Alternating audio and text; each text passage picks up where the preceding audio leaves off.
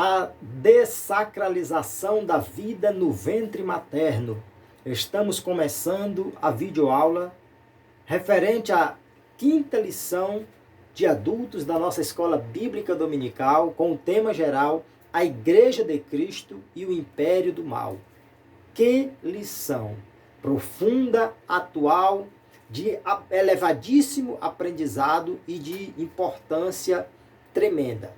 Nós estamos na quinta lição, a dessacralização da vida no ventre materno. A palavra aqui que nós temos aqui em evidência, nesse primeiro plano, quanto ao tema dessacralização, que é desconstruir a verdade de que a vida é sacra. É desconstruir a verdade de que a vida é sagrada. É o que nós estamos vendo e é sobre o que vamos estudar na lição de hoje. Estamos vendo em nossos dias e vamos estudar na lição de hoje sobre o fato de que o sistema tem trabalhado de forma pesada para desconstruir a verdade de que a vida é sagrada. Então nós temos como palavra-chave a palavra vida. Nós temos na parte introdutória da nossa lição o fato de que o comentarista começa a lição evidenciando que Deus é o supremo, é o autor supremo da vida. Deus é santo, Deus é quem constituiu a vida humana e a vida proveniente do Ser Supremo, Santo, Todo-Poderoso Deus é sagrada. Nós vemos que, conforme lemos em Salmo 139, dos versículos 13 ao 16, as Escrituras deixam claro, as Escrituras valorizam desde a concepção no ventre materno a vida humana. As Escrituras valorizam a vida humana desde a concepção no ventre da mãe. É importantíssimo ler. É importantíssimo que você leia Mateus capítulo 1, versículo 18 até o final do capítulo. Lucas, o nosso texto da leitura bíblica em classe, Lucas capítulo 1, e o Salmo de número 139. E nós vemos, portanto, que a Bíblia deixa claro que a vida existe e deve ser valorizada desde o ventre. Então nós vemos que toda ideologia que tem o objetivo de alterar o conceito da vida, ou seja, dessacralizar a vida, desqualifica a autoridade bíblica e faz apologia à cultura de morte infantil no útero. É triste sabermos que existem pessoas dentro de igrejas que estão deixando-se convencer por certos argumentos e ideologias e tendo a tendência de concordar com atitudes que, desqualificando a autoridade da Bíblia, fazem apologia à cultura da morte, defendem o conceito de alterar a sacralidade da vida.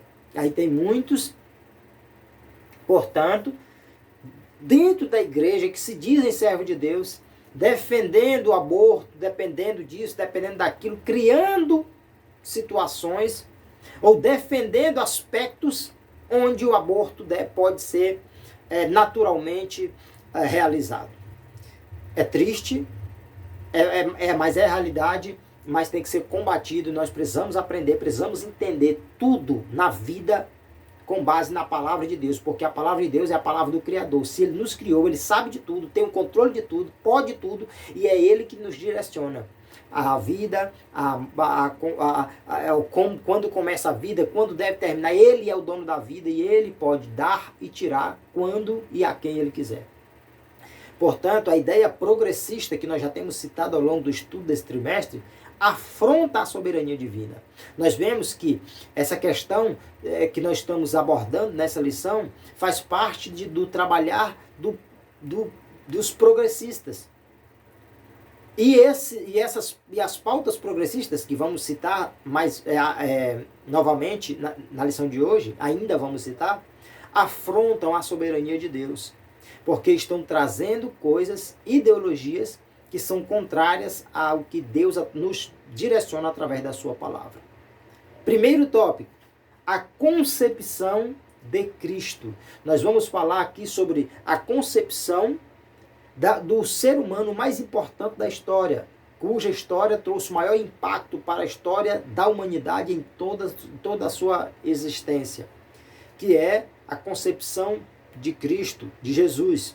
Primeiro, o anúncio do nascimento.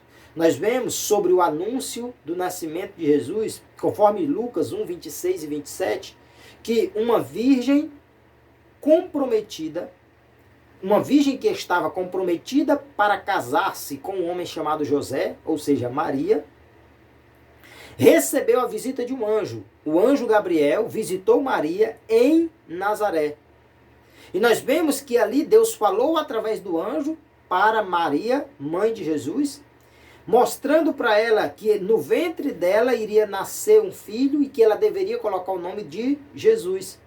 E diante daquela situação inusitada, Maria pergunta para o anjo Gabriel: peraí, eu ainda estou comprometida para casar-me. Eu ainda não sou casada, eu ainda não tenho relações íntimas com o meu futuro esposo. Ela quis dizer isso. Ela quis indagar nesse sentido. Ela indagou nesse sentido. Como isso vai acontecer, visto que não conheço o varão? E aí nós vemos que Deus trabalhou como? Quando nós lemos a Bíblia, nós vemos que, na verdade, a concepção de Jesus foi algo único, especial, foi singular. Porque Jesus nasceu através de uma ação miraculosa do Espírito Santo no ventre de Maria. Jesus nasceu no ventre de Maria, uma mulher, mas gerada através da obra do Santo Espírito de Deus. E ali nós vemos que o Evangelho de Lucas faz menção ainda da cidade de Nazaré, como uma forma profética a respeito de Jesus. Porque conforme Mateus 2,23, que diz que o Cristo seria chamado de Nazareno, né? Natural de Nazaré. Lucas, ou seja, Nazareno por ser de Nazaré. Lucas ainda enfatiza a virgindade da donzela e a descendência de José. Ou seja, que o pai de Jesus seria descendente de Davi. Então nós vemos que essas informações, elas fazem parte ali das profecias messiânicas, das profecias a respeito do Messias, e tornam verdadeiro o relato bíblico sobre Jesus, sobre a concepção, sobre o nascimento. Segundo, a miraculosa concepção. Nós vemos que o anjo Gabriel, ele explicou para Maria que a concepção seria algo diferente, seria singular, seria especial, seria algo miraculoso. Ele disse: descerá sobre ti o Espírito Santo, que acabamos de citar. E ali ele declara que o menino, o santo que estava no ventre de Maria, seria chamado Filho de Deus. Aí a nossa lição evidencia ainda que a jovem Maria não pediu um sinal, mas o anjo do Senhor, Gabriel, comunicou a Maria que a sua prima Isabel estava grávida, como uma forma de incentivo para a fé dela. O anjo relata a Maria que Isabel, que já estava em idade avançada, estava grávida. Portanto, assim como Deus fez um milagre na vida de Isabel, idosa, para que ela gerasse um filho, João Batista, Maria, que era estéril, Maria, que era virgem, também seria mãe. Então ali, na verdade, nós vemos Deus trabalhar de forma miraculosa na vida de Maria e alimentando a sua fé através da história da sua prima Isabel, mãe de João Batista. Então nós vemos que o anjo fala com ela, mostra para ela que a concepção seria algo miraculoso E ao finalizar a mensagem, o anjo Gabriel completa, porque para Deus nada é impossível. Lucas 1:37. Então nós vemos que esse relato da concepção de Jesus, o anúncio do seu nascimento, a miraculosa concepção, está ali em Lucas capítulo 1, dos versículos 26 a seguir, nós vemos. Aí, para finalizarmos o primeiro tópico, a bênção do nascimento. Nós vemos que a vida gerada no ventre de uma mulher é um milagre. É uma das coisas que faz o ser humano entender, refletir, que existe um ser espiritual superior. É uma das coisas que o ser humano deve se sentir obrigado a crer que Deus existe. Como pode o processo da gestação de um ser humano no ventre de uma mulher, nascer uma criança, ali ser gerada, desenvolver-se e se formando? Como é que o ser humano pode fazer isso? Não tem condições do homem, sem a intervenção divina, fazer algo tremendo como o processo de gestação. Então isso mostra o trabalhar de Deus, o agir de Deus, o controle de Deus. Isso mostra o poder de Deus. Isto mostra, sem dúvidas, a existência, a grandeza, a soberania de Deus. Então nós vemos que o nascimento de filhos é uma recompensa divina, conforme Salmo 127, verso 3. E aqui nós vemos na nossa lição que a relevância da gestação, ou seja, o grau de importância do processo gestacional, e a sacralidade da vida, o fato, a verdade de que a vida é sagrada, a sacralidade da vida no ventre da mãe, são endossadas, ou seja, são verdades confirmadas quando a Bíblia registra a gravidez miraculosa de Maria e de Isabel. Uma virgem e uma outra de idade avançada.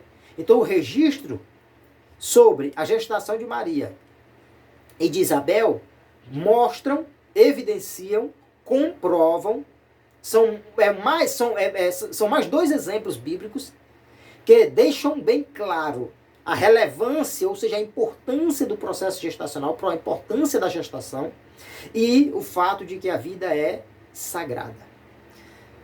Nós vemos que Isabel, a mãe de João Batista, Maria, a mãe de Jesus, o Salvador, dois exemplos citados aí nesse primeiro tópico, a respeito da concepção, com evidência na concepção de Cristo, que mostram a sacralidade da vida, a importância. Então nós vemos que existe um terrível embate a respeito de quando começa a vida, a respeito de as mulheres terem o direito de, em muitos casos, ela poder legalmente abortar. E aí muito se pergunta sobre quando começa a vida humana. Na própria medicina há divergências. E é interessante que quando o ser humano quer defender algo, ele pega o resultado daquilo que está mais próximo daquilo que ele pensa, daquilo que ele quer. Assim acontece em todas as áreas da vida. A pessoa quer ter uma determinada prática. Para ela, diante do ser humano, ela tornar aquilo correto, ela diz, fulano pensa desse jeito. Fulano diz que concorda. Cicrano, aí ele procura nomes relevantes ou instituições que defendam aquilo. E aí as pessoas que querem defender a legalização do aborto, por exemplo, elas querem pegar exemplos de determinados médicos que dizem que, segundo eles, a vida começa, digamos, com 24 semanas. Aí eles querem dizer que até 24 semanas a mulher pode abortar sem estar matando uma criança. Só que quando nós estudamos a Bíblia, e aí uns médicos dizem uma coisa, com tantas semanas, outro diz outra coisa, um diz 24 semanas, outro diz outro número de semanas, são vários apontamentos. Mas quando nós olhamos para a Bíblia é a palavra de Deus, a Bíblia é a palavra do Criador. A Bíblia é o livro de quem criou o ser humano, de quem criou a humanidade. E pelo que lemos na Bíblia, aos olhos do autor e consumador da vida, A vida começa antes mesmo da concepção. Antes da mulher conceber, Deus já conhece o ser humano ali. Deus já sabe da vida daquela pessoa. Deus já sabe que aquela criança vai nascer. Deus já tem um plano na vida de muitos, antes mesmo de nascerem. Jeremias 1,5 é um exemplo. Quando a Bíblia diz, antes que eu te formasse no ventre, eu te conheci. E antes que saísses da madre, te santifiquei e às nações te dei por profeta. Deus dizendo para o profeta Jeremias. Então nós vemos que o autor e consumador da vida, ele não faz distinção entre o embrião e o feto.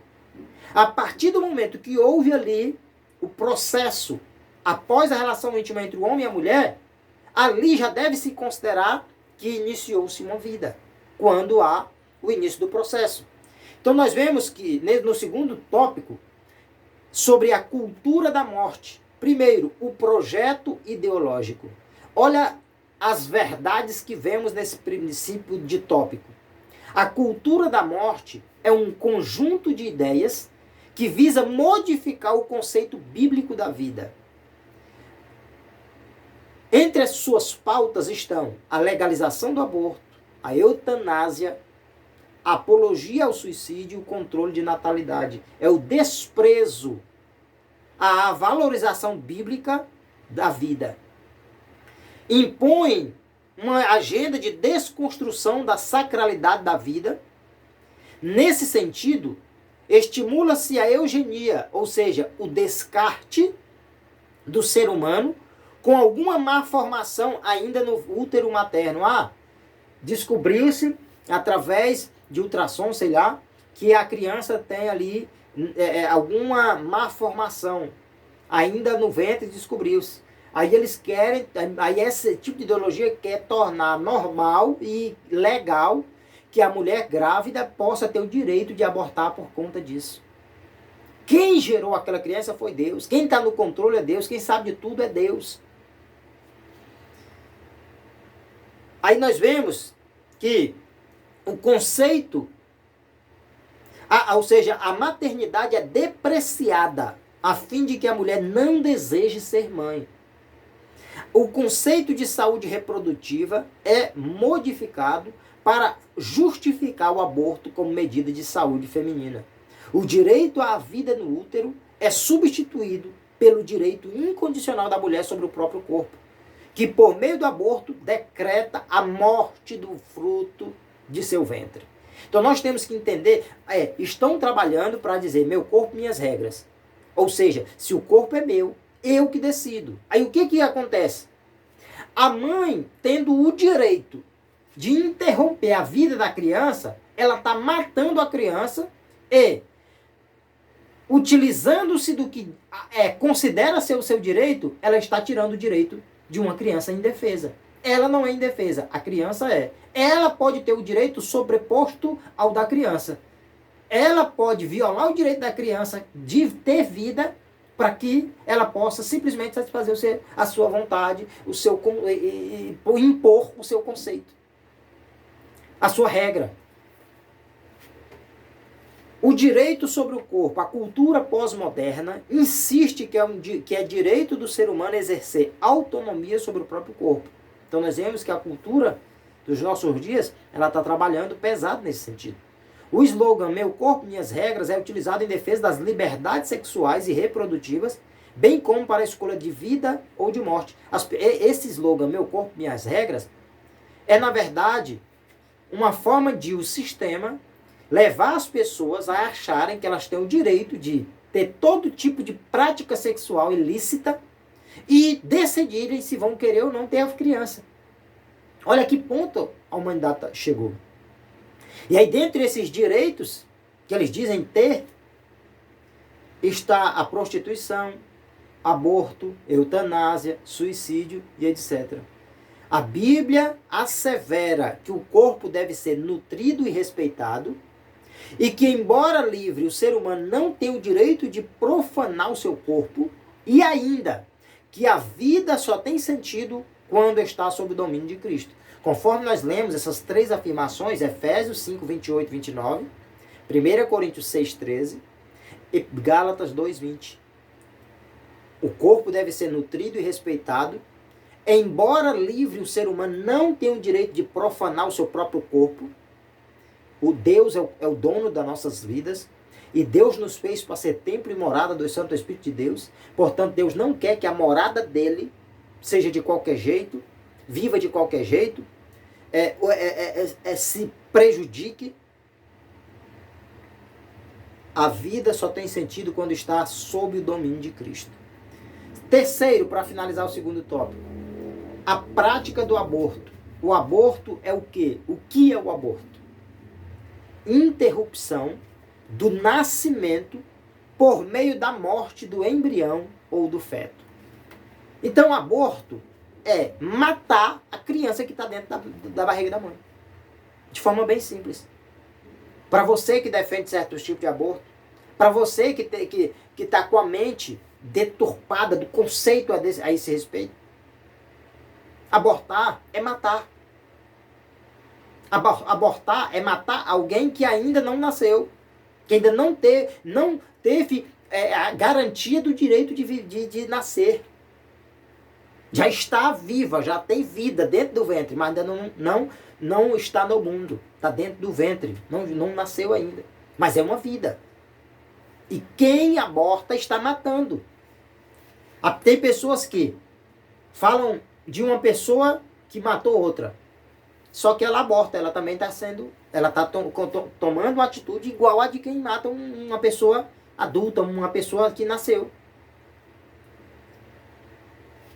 A nossa lição nos mostra ainda que é o ato de descontinuar a gestação do ser vivo. Gestação fala do tempo em que o embrião está no útero. O tempo que o embrião fica no útero. Nós vemos, conforme a lição de hoje, que na lei mosaica, provocar a interrupção da gravidez da mulher era um ato criminoso. E é interessante como as coisas vão mudando, e aí há uma grande inversão de valores, que é algo que a gente vem citando ao longo dessa lição. Aquilo que era não é, aquilo que não é, era. Aquilo que não era, é. Aí nós vemos que aquilo que outrora era considerado em culturas como algo criminoso, hoje é legalizado em muitos lugares. Hoje, quem defende que o aborto é um erro, um pecado, um erro grave, é terrível, é desastroso, é tratado como quem está errado dentro dessa cultura da sociedade dos dias atuais. Nós vemos que em um dos mandamentos o homem é proibido de matar, o que significa literalmente não assassinar. Hebreus 20:13, não matarás. Portanto, quem mata um embrião ou um feto atenta contra a dignidade de um ser humano e contra a sacralidade da vida deste feto, deste embrião, deste bebê, desta criança no ventre da sua mãe. Para nós finalizarmos, terceiro e último tópico, a sacralidade da vida. Primeiro, a vida é inviolável. A vida humana, ela é sagrada. A vida humana é um ato criado, é um ato criativo de Deus. Foi Deus que instituiu, foi Deus que fez, foi Deus que criou o ser humano. Ele, Deus, o Senhor, é o autor e também a fonte originária do fôlego da vida. Quem somos nós para atentar contra algo divino, para tentar atentar, para bater de frente com a ação do próprio Deus? O princípio, a nossa lição nos mostra, o princípio de sacralidade assegura a dignidade da pessoa humana e a inviolabilidade do direito à vida. Então, o princípio bíblico de que a vida é sagrada prova que que a pessoa humana deve ser tratada de forma digna e que o direito à vida não deve ser inviolado. Não deve. Nós precisamos entender, à luz da Bíblia Sagrada, o princípio de sacralidade, que a criança ela tem que ter o direito de nascer, de viver, de crescer, de desenvolver-se. Portanto, o valor da vida é absoluto e deve se sobrepor a qualquer outro direito ou interesse. Não importa o direito que você acha que você tem, o interesse que você acha que você tem. Você não tem o direito de sobrepor o teu direito, o teu interesse, o teu gosto, o teu pensamento. Ninguém tem ao direito de a pessoa ter vida. O princípio de defesa da vida humana, desde a concepção no útero materno, não pode conter exceções. Não existe exceção para se garantir o direito de uma criança nascer.